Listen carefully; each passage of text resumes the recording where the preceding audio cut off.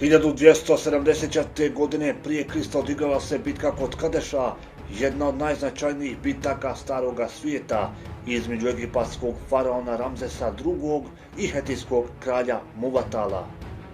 Bitka se odigrala kod malenog sirijskog gradića Kadeš, danas arheološki lokalitet Tel Nabimend u sjevernoj Siriji. Povod za tu bitku, koja je promijenila sudbinu starog Bliskog istoka za sva vremena, bila je namjera Egipta da povrati izgubljene gradove na teritoriji zemlje Amoru, koje je jedno stoljeće ranije izgubio faraon Eknaton.